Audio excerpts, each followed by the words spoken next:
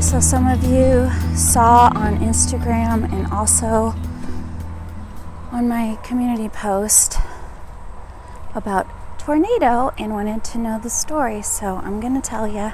And I thought I would start out here, and yes, it's chilly today and I have sensitive ears, so I have to cover up my ears, but this is my seat. If you've seen any of my videos before, there's no fence behind me.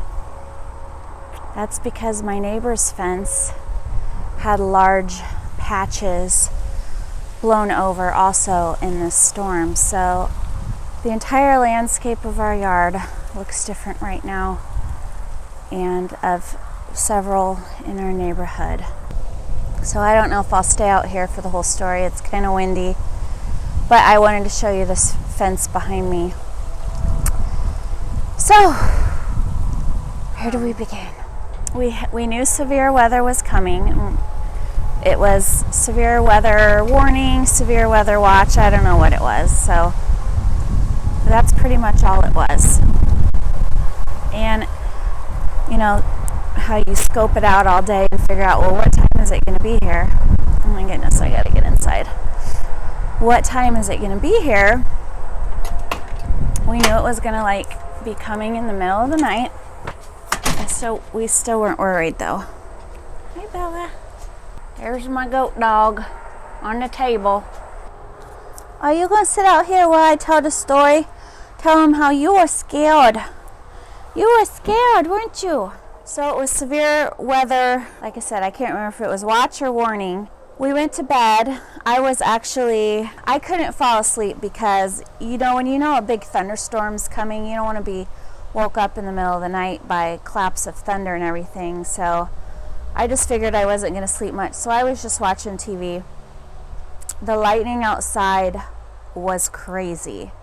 It was non-stop flashing, almost like continuous fireworks going off. I wish I could show you a picture. I can't describe it. I still really wasn't concerned though. I mean, it's just a thunderstorm, right? So it was after midnight. Could hear the thunder coming. The house started to rattle and shake in a way that was weird. It wasn't normal even for a thunderstorm. So my husband and I both got up and we went to the front of the house and we're looking out the window, sideways rain, just kind of seeing what the storm was doing. And while he was looking out the window, I pulled up the weather app and it still just said severe thunderstorm warning. But it also said to take shelter in an interior room in the lowest level of your house. So because the house was shaking so weirdly and the storm outside was intense, I told him, I want to go to the basement. I think we should wake up the girls. My son, his bedroom's already in the basement. So it was wake up the girls and I want to go to the basement. And he was kind of like, okay, if you think that's what we need to do, we'll do it. You sweet little woman, you're scared. I'll indulge you and we'll go to the basement. So I went and woke up my girls, and one of my girls is such a heavy sleeper. I swear it took me 5 times violently shaking her to wake her up. The dog was in with them. She couldn't wait to get out of that room. My youngest one and I were walking down the stairs, and when we got to the first floor, my phone started buzzing and it said tornado warning. And so I'm yelling up at my husband and my daughter, now it says tornado warning, you need to get to the basement. So we all went to the basement and we went into the bathroom of the basement because that's where we usually go during tornado warnings. And we were just watching the live feed of the meteorologist tell us what was going on. He was kind of saying, we're not sure if there's a tornado because, it's midnight, right? It's after midnight.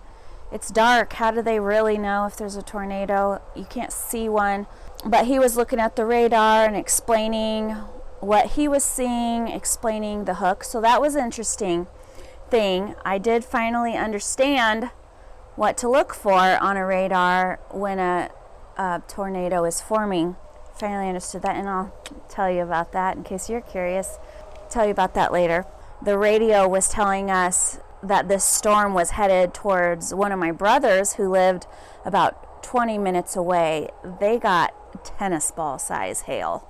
I could hear the hail outside our house, and it sounded like little dimes, you know. Normal hail. Actually, while we were in the basement, because we have a security camera in the back of our house, and my husband was checking the security camera, and he told me in the basement, I think we lost one of our trees. And I was like, no, we didn't. No. When it calmed down and we went outside to assess the damage, it was shocking how much stuff was blown over, and there was my maple tree lying in the lawn it's not even like it just fell over. It had fallen over, and then the wind pushed it further into the yard. And then my favorite tree, my Canadian cherry tree, was leaning a lot. Here's our table. You can't tell, but this tree is like leaning at 45 degrees. And the maple's gone.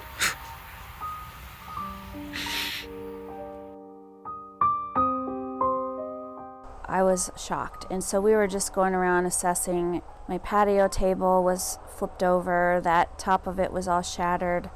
One of the neighbor's garbage cans blew through the gate of our fence, so our gate was broken. We just kind of went to the front of the house, and some of the neighbors were at the front of the house assessing their damage. It was just kind of like, what just happened? And they never confirmed that there was a tornado on the ground. So was this a tornado or straight line winds? So I just went back to bed until the next day. So the next morning we were waking up, assessing the damage.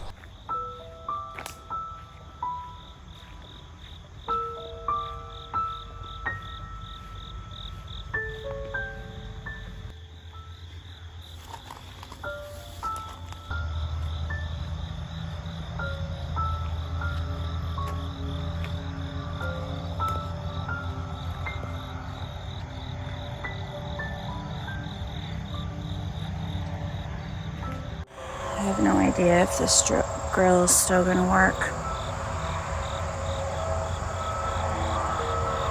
There's my shattered patio table.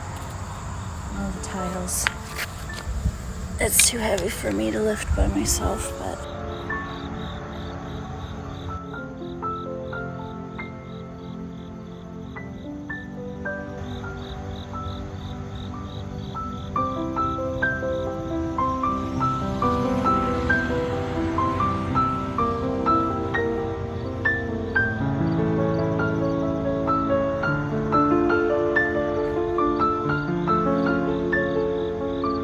here's where my son's drone came in handy, because we were like, Drew, get your drone out and check the roof and see if we have any damage to the roof.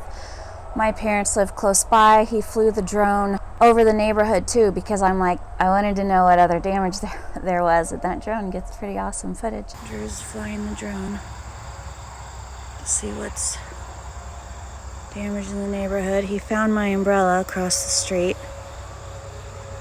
Across that busy road. Of course, the umbrella's bent up. Coming out in the morning, I have to admit, and seeing my tree on the ground again and everything, I'm not gonna lie, I shed a few tears, and I'm thankful that it didn't hit our house. But it was shocking, because it was literally like we had no clue what was going on until it was already done. Not that we could have done anything. And still kind of just wondering, what was that, a tornado or what, or was it winds? So you could tell the whole block of our neighborhood took off work, because everybody had a ton of yard damage and cleanup. One of my brothers lives close by, so he sent his teenage son over to help us cut up the trees. And when they put them all in the yard, I think we won for our neighborhood, most tree damage. Our driveway was completely covered. I mean, our driveway wasn't completely covered. We have a 3-car garage. We had a narrow path to be able to pull out the minivan.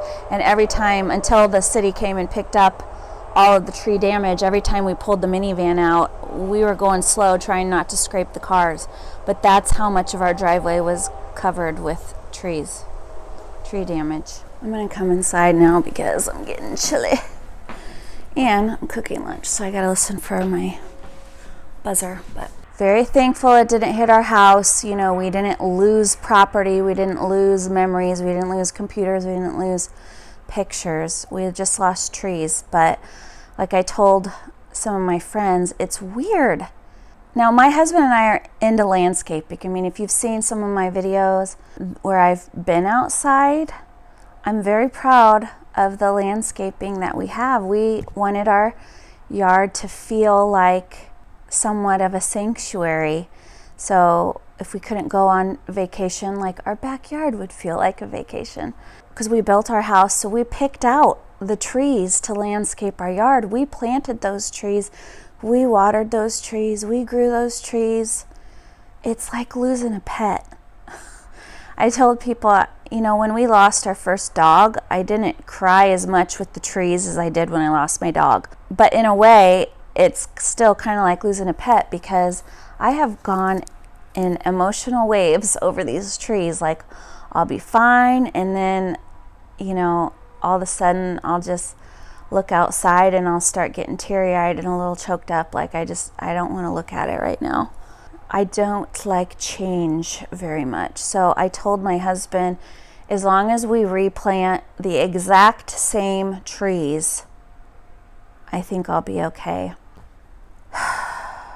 Unfortunately, the Canadian red cherry tree that we have, the arborist that we've talked to in one of the nurseries in the area, there's some sort of disease that's affecting those trees, and so they're not recommending that we put it in. That has been a blow to me. Okay, so one of the cool things, and this was kind of a happy distraction for me the day after all of this happened, my husband sent me the footage from our security camera. Our security camera caught all of this as it all went through. Like, you could see it blowing, and then all of a sudden you could hear it getting more intense and see the wind pick up everything, and you could faintly see the tree falling in the background.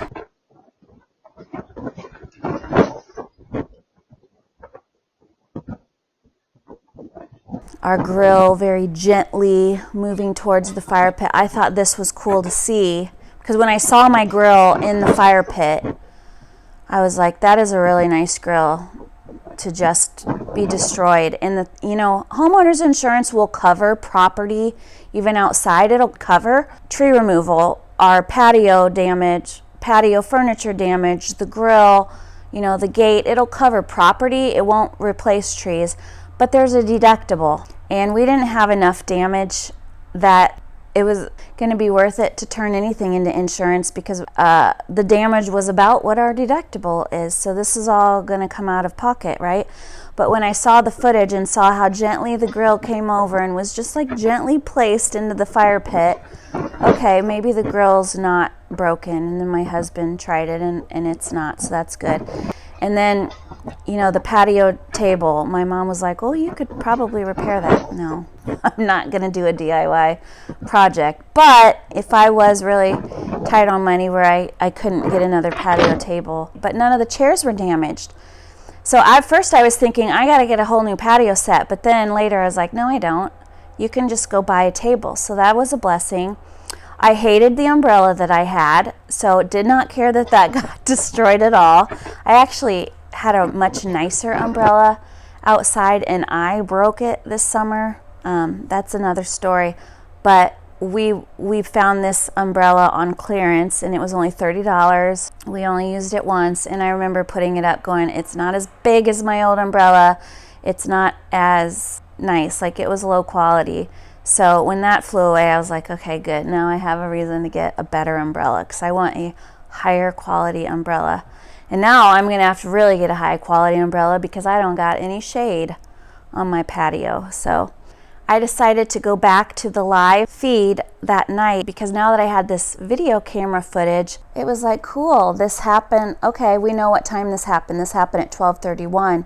And I was curious, well, what time did we get the tornado warning? So I pulled up the news, the live feed that our meteorologist was doing that night. I was watching the time, knowing what time it went through my backyard. The meteorologist didn't even see it until it was done. And by the time he said, okay, now we have a tornado warning, you guys, it was done.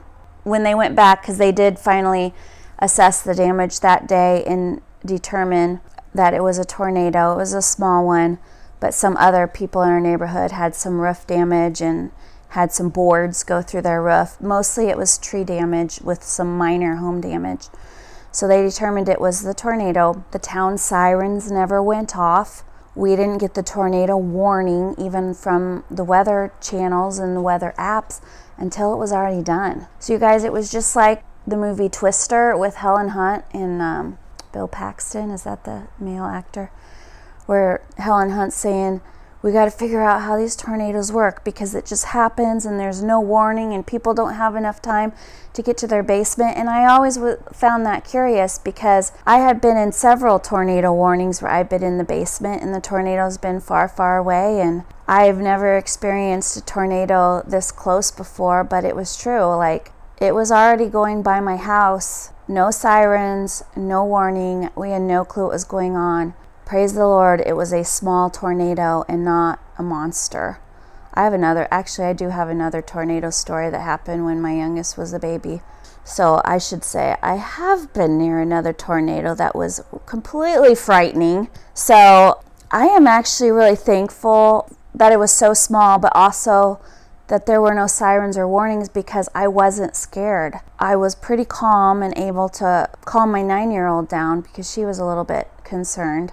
So I'm glad that we were ignorant and that the Lord protected us in that way. The cool thing about the meteorologist is he explained what to look for. I'll see if I can put some of this on here with also maintaining the privacy of where I live. But he explained, like when the big red storm is coming down on the radar and then there's like some green that's pushing up.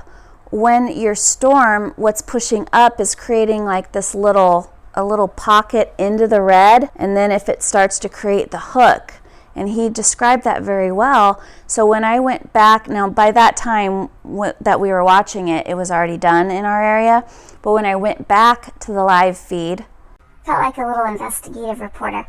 When I went back to the live feed knowing when it came by our house, boy did I see that hook. And I saw it forming before the meteorologist did because he was focused on a completely other part of his viewing area, and so he kind of wasn't paying attention to what was happening with us, and I saw it forming right before my eyes while he was looking somewhere else. So by the time he looked, it was already done. It happened that fast. But it was really cool because since my son's taking a meteorologist course this year for high school, I went back and showed him the live feed and explained it to him, and so it was a learning experience. We're getting beauty from ashes. I also, because we had such cool footage from our security camera, I put that video out on several Facebook groups of some of the local meteorologists that we follow, and our video was locally going viral. Like, we had so many comments and people sharing it because this is like live footage of what's happening during a tornado.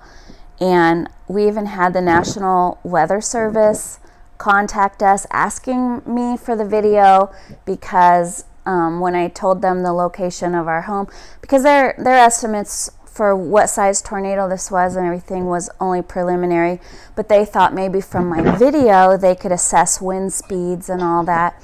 I haven't heard back from them if anything has changed. I don't think anything has changed. I thought that was pretty cool. I felt like a really good citizen helping all of these people, giving them a little peek into what it's like to be part of a tornado, and then helping the National Weather Service with their investigation of what happened. Our trampoline didn't move. I've always been worried about trampoline because we actually have a very windy backyard. We get a lot of northwest wind. Wind does whip through our yard pretty good. They should put a windmill in our backyard. But I've always been concerned about our trampoline, and whenever we knew high winds were coming, we put these metal, they're called hurricane straps, And we always strapped the trampoline down, and it's never moved. And it didn't move during a tornado either. A ton of my neighbors' trampolines were completely destroyed.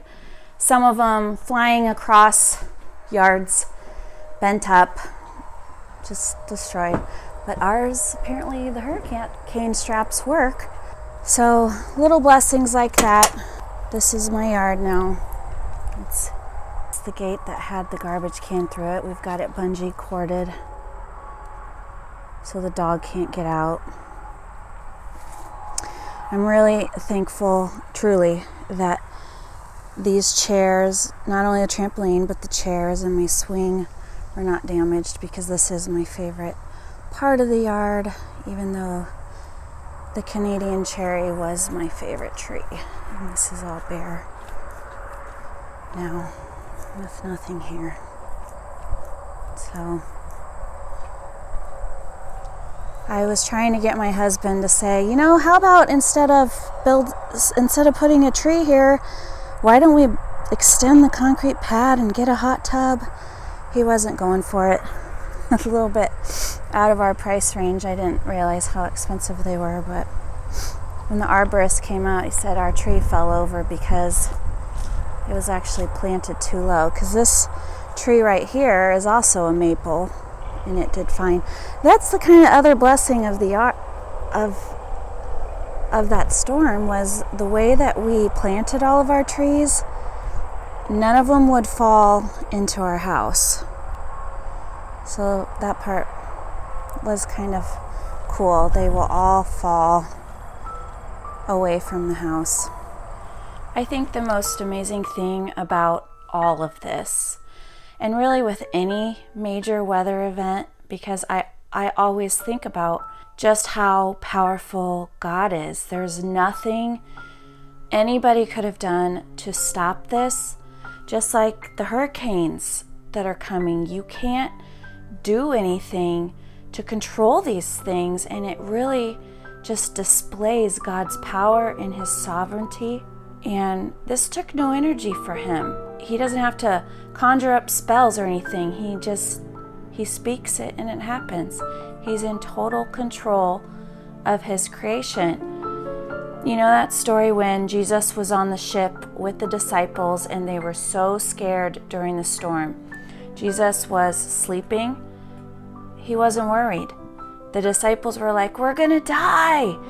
What are you doing sleeping? Wake up." He was in total control then, and he's in total control now. And if we're his, we can be at peace like that too. We can be at rest no matter what comes, because we know who holds tomorrow. He spoke a word and the winds stopped. Peace, be still. And that is literally a metaphor for what he can also do for our soul. The God of creation is in control of the entire universe. He's the beginning and the end. And yet, who is man that thou art mindful of him? The most powerful God cares for me.